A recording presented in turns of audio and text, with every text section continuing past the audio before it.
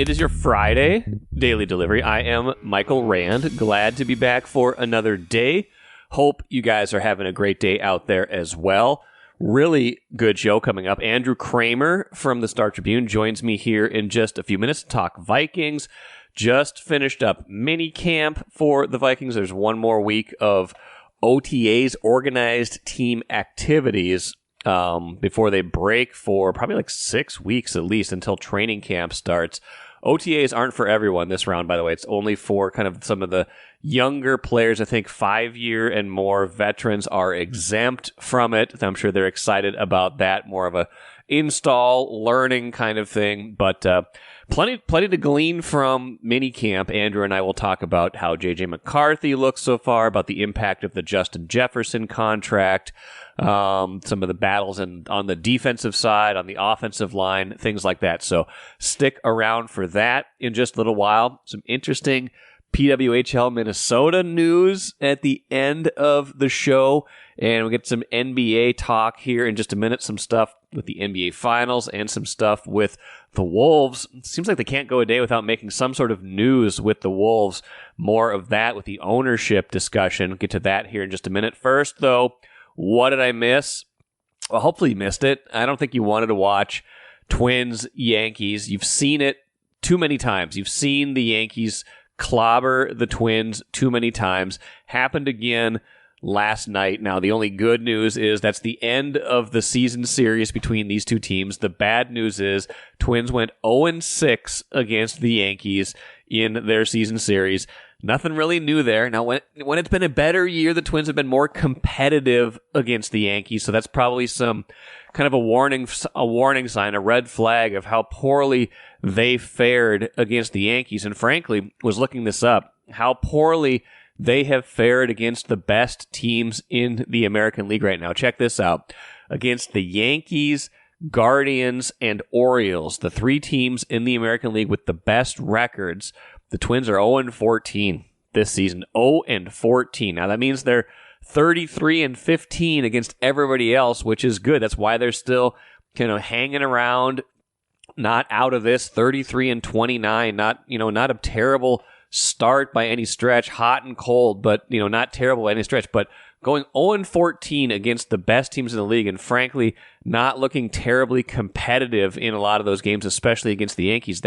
That's concerning because last year I feel like one of the things they did well was they showed up against the best teams, and that gave you some hope going into the postseason. Like, hey, guess where you're going to see the best teams? Yeah, the playoffs, right? You're not going to be playing the bad teams in the playoffs. Those are the good teams in the playoffs. It's just logic. So last year when the Twins fared better against the good teams in the regular season and at least held their own, you could say, okay, going into the playoffs next year, they have a fighting chance. Last year's Twins went 4-3 against the Yankees. Now, the Yankees were a little bit down, but that's still, that was part of what gave you confidence. The Twins went 4-2 against Houston during the regular season. And obviously, that didn't carry over to the postseason. They lost to the Astros in the division round, but still, thinking about how they played against those teams made you think, okay, this isn't just a nice little regular season team. This is a team that could have some playoff success. And again, won their first playoff game after 18 straight losses, won a playoff series for the first time since 2002. That was part of their story last year. So much of that story was starting pitching, and this all comes back to starting pitching to me. Yes, the offense has been inconsistent. Yes, the bullpen has had its moments where it's been, hittable. It's the starting pitching that has told the story by and large when they're playing against these better teams this year. Last year, Twin starters had the second best ERA in all of Major League Baseball. Second best ERA in all of Major League Baseball. They went into almost every game feeling like they had a chance to win, and a lot of times had the pitching matchup edge, the starting pitching matchup edge. Now, of course, they cut payroll this offseason. Sonny Gray departs. He had a really good start to this year. Struggled a little bit lately, but his ERA is still just a little bit over 3. That is very good. I think they would take that right now. They would take Sonny Gray's excellence right now. Let go of Kenta Maeda. He's struggled this year, and now he's injured. So it wasn't necessarily like those were moves that Sonny Gray, in a perfect world, you'd have Sonny Gray back. But it's not like those were moves where you said, okay, they definitely screwed up. They got to have those guys back, things like that. But you look at it kind of overall, and you say, okay, the pitching is depleted this year. The pitching is less than. They're trying to get by with less than. Right now, their starting pitcher ERA is 25th in Major League Baseball. 25th in Major League Baseball. So that is a huge difference. Almost a full run higher this year at 4.73 versus what it was last year. Now, they've had some bad starts lately that have inflated that number a little bit. And a lot of it's Pablo Lopez. Let's be honest. Pablo Lopez not having a great year. He got rocked yesterday against the Yankees, gave up a ton of walks. His ERA is in the mid-fives. Can't have that from your ace. So in all sorts of like hand-wringing, is Pablo Lopez okay? I don't know. Health-wise, he seems like he's okay. He's had some good starts in there, so it's not like it's necessarily panic time, but he's got to turn his season around. They need him to be their ace, to pitch like their ace like he did a lot of last year, especially down the stretch and in the postseason. He is not pitching like that. So some of it's just Pablo Lopez has to pitch better, but some of it is the pitching depth. As much as it's been seemingly okay, as much as Simeon Woods Richardson has given them decent starts as the number 5 guy, as much as Chris Paddock has given them some decent starts as number 4, although his ERA is bloating up into the mid-fives now as well. As good as Joe Ryan has been, and as dependable as Bailey Ober has been, like you look at it and you look at all 5 and you're like, okay, there's not a ton to quibble with, but you add it all up, and performance-wise, they're not getting it done. So that, to me, is the big thing that's hurting them, particularly against these good teams. Good teams are going to hammer bad pitching, and the Twins starting pitching has not been great. They're getting hammered by a lot of these good teams, and that gives me concerns. Even if the Twins, pull out of this next level skid, 3 in a row now to the Yankees, even if they pull out of this rather quickly, start playing better baseball, they start playing the Pirates now, even if they start playing better right now, you got concerns about the big picture and how they hold up against good teams this season. Couple of NBA things before we talk Vikings. Turns out Dallas Mavericks are in fact beatable, are in fact human. Boston routs Dallas in Game 1 of the NBA Finals Thursday night, 107-89. Kyrie Irving held in check. Luka Doncic had a pretty good game, but he was really the only one for Dallas that got going. Boston runs circles around him, like I said, holds them to 89 points. Maybe that's just, Dallas kind of coming off this run, kind of feeling okay, feeling out this next series. But how this series goes, how Dallas versus Boston goes, is going to give you a certain amount of feeling about the Timberwolves, isn't it? Because the Timberwolves just lost to Dallas in 5 games. If Boston easily dispatches Dallas in this series, it will make you feel a little bit differently about how far or how close the Wolves are from being an actual championship contender versus just being a nice Western Conference playoff run kind of team. So keep an eye on that. That was Game 1. We'll see how Game 2 in Boston goes. Maybe Dallas is just maybe it was just a down game, a bad game for them, but pay attention to that. Also pay attention to the Wolves ownership situation. Michael Bloomberg, who has more money than almost anyone in the world, has apparently joined the A-Rod Laurie ownership group team. Doesn't sound like it really has much of an impact on any of this arbitration, this forced arbitration that's going to happen to see who owns the team. But if Mark Laurie and Alex Rodriguez kind of win that case, they've got all of a sudden got a whole lot more financial backing. I mean, Bloomberg's got over $100 billion. He could buy a lot of NBA teams at the same time if that was legal. So that's an interesting development. Kind of makes you wonder if they could get this kind of support from Michael Bloomberg. Why didn't they get it 3 months ago and avoid this whole mess of payments, stuff like that? So we will see where that's going. But Michael Bloomberg joining forces with A-Rod and Mark Laurie on their bid to buy the Timberwolves. Let's talk to Andrew Krammer from the Star Tribune right now. A little Vikings talk, right, Andrew? We got some time. It's minicamp right now. It's not going to be, after this, we got one more week of OTAs, then they kind of scatter for a while, right? Yeah, one more week. They decided to move up the mandatory part to get all the veterans like Justin Jefferson in 1 week earlier. I think it was an olive branch from Kevin O'Connell to the veterans of giving them 1 extra week of summer. But all the rookies and all the young guys got to stay around for next week. Yep. Well, it's organized team activities next week, so we'll see what comes of that. But minicamp that's the mandatory piece, and obviously the biggest piece of news to come out of this so far was Justin Jefferson signing his long extension right on the eve of camp. We're going to talk on Access Vikings, kind of like the in depth and the negotiations of that and stuff like that. But I want to hear from you, just like what your takeaways, just your big picture takeaways from the deal he signed, getting that done now, and things like that. Yeah, absolutely. With Jefferson doing it, it was a long time coming. He talked about since he was a kid, obviously, but with the Vikings, they had been talking about this over the year, and it really cements him as the cornerstone and the franchise leader of this team. And he talked about that, saying, "I want to be the leader of this team." And being paid 35 million, he's obviously the highest paid player on the team, highest paid non-quarterback in football. And when you've got a transition period where you're going from Kirk Cousins to JJ McCarthy with Sam Darnold in the mix, this veteran journeyman. You need a leader to step in there. You need the best player to kind of pull you out in tough moments in games and show you that I can win us games by myself. And one of the funniest things about the press conference and Justin talking about it in front of his family who was there and some of his friends who showed up was he was asked, "What do you think about the direction of this team?" Because they very much are rebuilding right now. And he said, "Well, they got me. So Yeah. we'll be all right." That's the kind of confidence that leadership shows, that as long as he does everything right off the field, as all reports are that he has so far and everything we've heard, he's that's the ascension. It's the next step for him was to take the NFL by storm like he did, and now kind of take the reins of the Minnesota Vikings.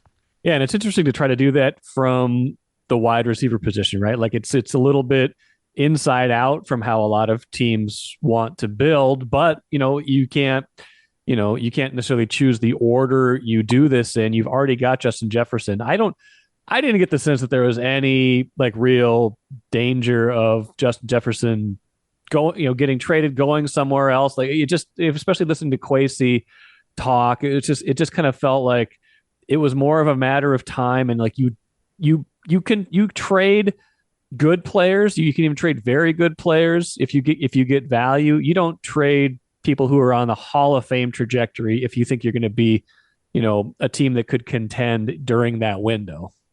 Yeah, regardless of all that it was talked about, everybody privately to publicly has been adamant that there was never a discussion about trading him. Kwesi said it in February. This goes back to the combine when Yep.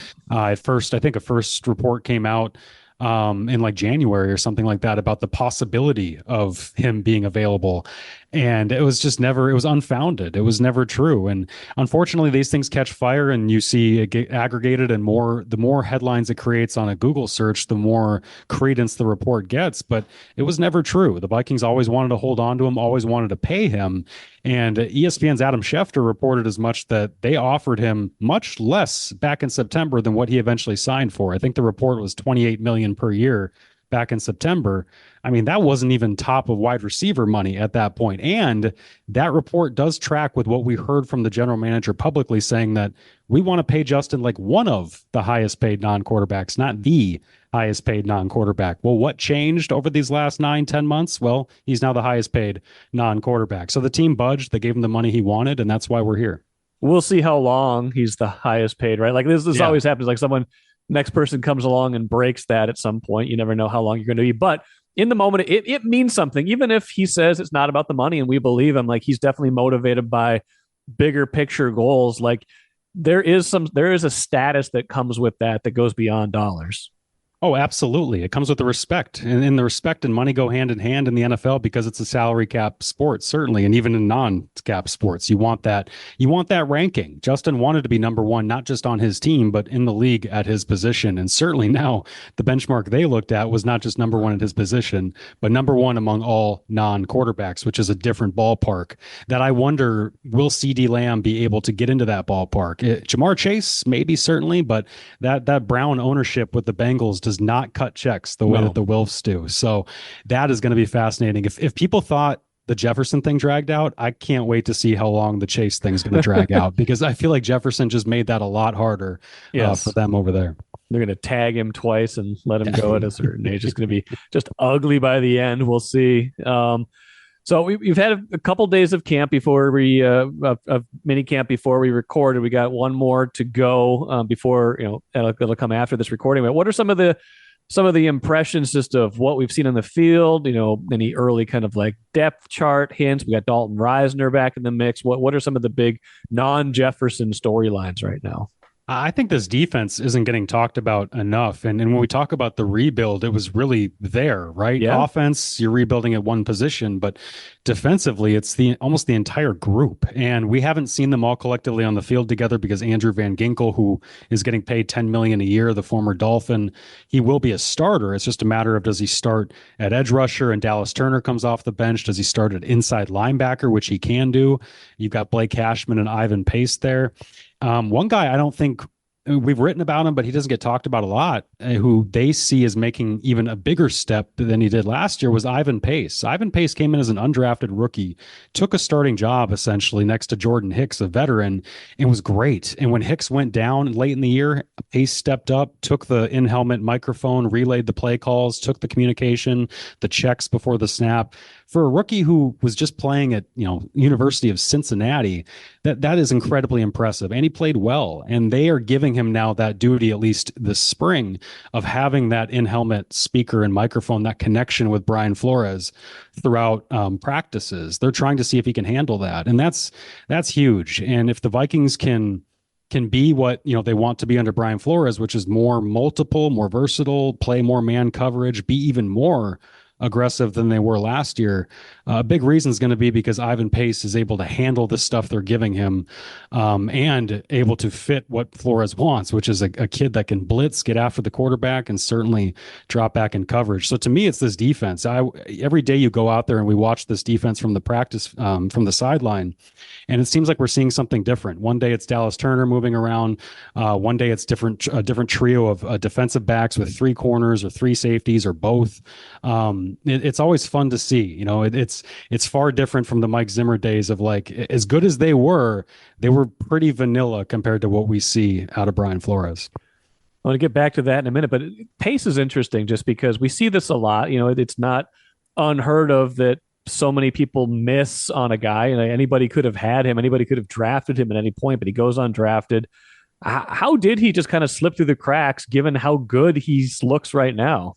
Yeah, well, I think obviously the first thing's the stature. It's because he's just so short. Right. And the Vikings talked about that. They said if he wasn't, I can't remember what he's officially listed at, 5'10" or maybe even 5'11". He's incredibly short. And the Vikings, I think Brian Flores, is one of his first comments about Pace last spring was, well, that gives him good leverage. And that's just a nice way of saying this guy's incredibly small.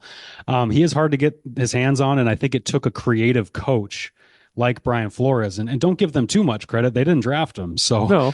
maybe if Flores was running the front office, they would have drafted him, but Flores talked them into paying up a mint, and actually looking back at it, they outbid, I remember now, the Dallas Cowboys for his services. The Cowboys were like the other suitor who was trying to outbid the Vikings for him. But they got into a bidding war. They really wanted him. And it was, I think he went undrafted because of his size. And frankly, when you talk to him, he's not a great interview. So I could see how when you get into a job interview setting where you're not playing football and you're not hitting people, how he wouldn't necessarily impress, because he's quiet. He searches for words a lot, and he's communicating and orating that way is not necessarily his thing, but man, he can take down any running back and cover, which is just the impressive part about that young man. You talked about the defense and what they're giving Flores to work with now. And, last year he did a lot with, kind of a defense that was in transition, that had gotten rid of a lot of veterans from the year before. They've got to be pretty excited about what he might be able to do with this influx of talent, both from the draft and from free agency. Yeah, not just that, just the development too. Because think about a guy like Pace who developed in that year under Flores, or Josh Metellus who went into such a multiple role and developed. What else can he do for a guy like Mekhi Blackman, who's coming back in his second year and might be that third corner if they play three corners more often? Or a guy like Jay Ward or Theo Jackson, these backup safeties that they seem to like so much. In that note too, we're seeing Lewis Seen, a former top pick. Brian Flores is sticking to his word. I don't care if you were a top pick. I'm not going to play you. We're seeing him still as that number 6 safety, really buried in the depth chart so far this spring. So there's a lot of excitement about Flores for what he can do with a lot of the talent he's got. And it's also interesting to see how he gets the most out of guys that you wouldn't see coming. Because as we talk about Scene and Booth, these still are guys who are not really getting a whole lot of run this spring. Okay, so we got to talk quarterbacks now. What's the early look? How's JJ looking? What do we know about pecking order so far? Accuracy, whatever you want to talk about with the quarterbacks. Yes, I thought Sam Darnold has had a strong through the 4 or maybe 5, I can't remember now, open practices to reporters because they've had 8 to 10 of them. Outside of that, he's looked strong in front of us. He has thrown pretty accurately. He has taken every rep with the first team offense, just like Kevin O'Connell said he was going to. The Vikings want to start Sam Darnold this year, at least week 1. They've said that, you can hear people say that privately. They've also said that publicly, the leaders on this team. And you're seeing at how they go about this offseason. Josh McCown, Kevin O'Connell, Grant Udinski, the quarterback's coach, all of these people who were so instrumental in getting the quarterback ready are spending most of the time in front of reporters anyway with Sam Darnold. They're spending that time with the first team offense. That's where Justin Jefferson also jumped right into. So when is JJ McCarthy going to throw to Justin Jefferson? I'm not sure, outside of just kind of tossing the ball around, because it's going to take Sam Darnold not grabbing the reins of this thing and not being consistent and not being good for them to consider a switch, because they want to try to have a slow plan and a slow, gradual runway for JJ McCarthy, who's only 21 years old, the youngest quarterback taken in the first round this year, and also had the least experience in terms of volume of passes than any other quarterback taken in the first round. So to me, I'm just seeing what they told us in terms of their quarterback plan is coming to fruition, and that they're going to try and make Sam Darnold that guy. And when you watch it too, look, I'm not the former quarterback who's coaching the Minnesota Vikings, but when you watch JJ McCarthy, he looks night and day behind Sam Darnold. There are very few passes are connecting at this point. You can see the special arm talent, though. You can see when it does connect, how it can be special. But right now, we're just not seeing that consistency, which is to be expected right now. This would qualify as nice problem to have, but let's say we get into the season and Sam Darnold's playing really well and they're winning, but JJ McCarthy is also breathing down his neck in practice and looks like he's ready to go. What happens at that point? I think Sam Darnold stays in until until he's no longer hot, no longer the hot hand. That's just how coaches are. You see this all the time. Coaches are always reluctant to put in the unknown commodity. It doesn't matter if it's a first round Justin Jefferson who's starting behind BC Johnson out of camp. Right. It doesn't matter if it's Stephon Diggs, who did the same thing. Eric Kendricks also had to wait behind Gerald Hodges. You just see this. They're very reluctant to put rookies in. And I think a former quarterback in Kevin O'Connell is even more sensitive and even more aware of how rushing a kid out there before he's ready, or how even waiting and holding him back too long can still be beneficial to make sure he's, doubly make sure that he's ready. O'Connell's aware of that, and the stops that he's been in with young quarterbacks, from Dwayne Haskins in Washington to seeing some of the young quarterbacks that they tried to groom in LA. He knows and is aware, and I should say even the time in the NFL he spent with different teams. He knows and is aware of the plans of what fails, what works, and what he wants to try. And he's told us he wants to keep McCarthy on the bench. So if Darnold plays well, like you said, great problem to have. I think they ride that out, and then they go let somebody else pay him somewhere else. Good points. A few other things, Andrew. Offensive line is interesting. It's always interesting with this team. And they bring back Dalton Risner recently, and maybe Dalton didn't get the offers that he wanted, probably for the second straight year. He's probably a little frustrated, but at least he has a home here. He knows the system. How do you see the starting 5 shaking out now that Dalton Risner is back? Yeah, he started 11 games, right? Remember, he comes in last September. He competes with the backups, and then they trade Ezra Cleveland, the guy that they had started for years, to start Dalton Risner. And part of that is Ezra was a free agent, so he was going to walk, and they didn't want to re-sign him, so they wanted to get something for him. I don't think their opinion of Dalton Risner has been that high to begin with. That's why they brought him in last August, if you remember, and then they waited him out. Yeah. And they waited him out until they got him at a better contract number in September. And then they really waited him out again this spring after 11 starts. And he only got 1.1 million guaranteed, which is essentially the veteran minimum salary. So they essentially said, here's the veteran minimum guaranteed. And then he can maybe earn a little bit more on top of that. But what he signed for is less than what they gave Blake Brandel, who was a backup last year, who they didn't consider really for a starting job, but they want to set up this year to be a starter. They've put him in at left guard. They've given him every rep so far. He's bigger. He's 6'4". He's 315. He's built more like a tackle. He was a tackle at Oregon State. And they want more size on the inside. They want to run the ball more. They want to clear more running lanes. And these are all things that Dalton Reisner, through 5 years in the NFL, has not been that great at. He was just an upgrade in pass protection over Ezra Cleveland, they felt like. And that's why they decided to make that switch. So Reisner comes back to being a backup, and they're going to see if Blake Brandel can be that guy. Interesting. What else are we learning? I mean, it's just June, it's early June, but this is kind of like when you make everybody come back and you make it mandatory, this is kind of like laying a lot of the groundwork for what they're going to want to do in training camp. You're starting to see some of the depth chart, some of the battles kind of taking shape. What else of note is there?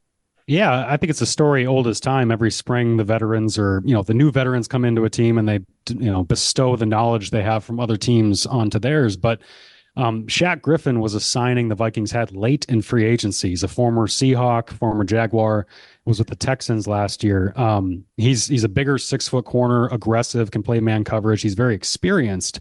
They want him to start opposite Byron Murphy. And he's talked about how he's brought some of the techniques from Seattle that he learned from Richard Sherman, from Earl Thomas, some of that stuff in there. And so I think that's notable because Brian Flores has been outspoken before they even got to the draft about wanting to play more man coverage, wanting to be more aggressive. And if you can play more man, theoretically, you can blitz more people. You can truly zero blitz if you can man everybody up. And those are the kind of things that Brian Flores wants to do. So Shaq Griffin's going to be a big key for that. If he plays well, then the progression and evolution of this defense could go much farther. So I think his arrival early on in June has been a good one so far. What about Aaron Jones? We heard from him the other day. How do you think the running backs sort themselves out? Yeah, I mean, he's going to be obviously the lead guy. The question is, how much do they run him? I don't think he's had over 300 carries in a single season, or 300 touches, maybe even in a single season in the NFL. He always split time with A.J. Dillon, and before that, in Green Bay, I think it was somebody else. So, but the Vikings don't run the ball a lot either. So how much workload is there going to be? If Kevin O'Connell wants to run the ball more, he still might rank 20th in run calls if that means coming up from 28th or wherever they were. So I think Aaron Jones is going to be the unquestioned leader. They're throwing the ball to him a lot too. So even when they pass the ball, he's going to be involved. And then I think Ty Chandler is somebody that they absolutely think can be more of a 3-down complementary component to Aaron Jones. Because last year he was just a spot starter. They didn't trust him a ton. Once Alexander Madison really struggled and Cam Akers went down, then they started putting Ty Chandler in more. But that's a kid that I think they're going to give every opportunity to truly be that number 2 guy this year. Sounds good, Andrew. Probably give you a little bit of a rest here because, like you said, they're going to be off pretty soon till the end of July. But appreciate the catch up on the Vikings. A lot to watch in training camp. It's going to be annoying, right? All anybody's going to care about is JJ McCarthy, and he's not really going to be the on-field story for them early on. It sounds like, but everybody, that's all anybody's going to care about. Absolutely. Yeah. They'll be asking about him, but he'll probably be throwing to, Lucky Jackson and some of these other third string wide receivers that they've got. That's just the truth because he's still learning the offense. He's still learning the cadences, learning the footwork and how it pairs to the route depths. It's not like Jim Harbaugh was running this like disciplined West Coast offense over there. That's not how it worked. I mean, he's a great coach, but college is a completely different game. It is indeed. Andrew, appreciate it. We'll talk to you soon. Sounds good, Mike. Thanks. Great stuff from Andrew. Listen to our Access Vikings podcast as well. A little more in-depth breakdown of the Justin Jefferson negotiations with myself, Andrew, and Ben Gessling. That should go live sometime today as well. So listen up for that and plenty of their camp observations as well. Now, let us finish with the cooler. Interesting story reported by The Athletic / New York Times. Natalie Darwitz, general manager of PWHL Minnesota. PWHL Minnesota, first year in this new league, wins the championship Natalie Darwitz reportedly out as general manager. Don't have a lot of details in terms of who initiated the decision, why this is happening, things like that, but seems like she put together an awfully good team. They won the championships. I don't get this story. I'm sure we'll get more details at some point and figure out what exactly is happening, but reportedly Natalie Darwitz not coming back as PWHL Minnesota's general manager. So interested to hear what, kind of the why of all that when it does come out. That will do it for me today. Hope you guys have a great Friday. It looks beautiful outside. Get outside all weekend. These are like I said, like I often say, these are the days we wait for. These are the days we trudge through most winters. Last winter was fine, but these are the winters. These are the times we trudge through most winters to get to. So do not let these days pass you by. Until Monday, Royce back with me Monday. I am Michael Rand. We will talk to you then.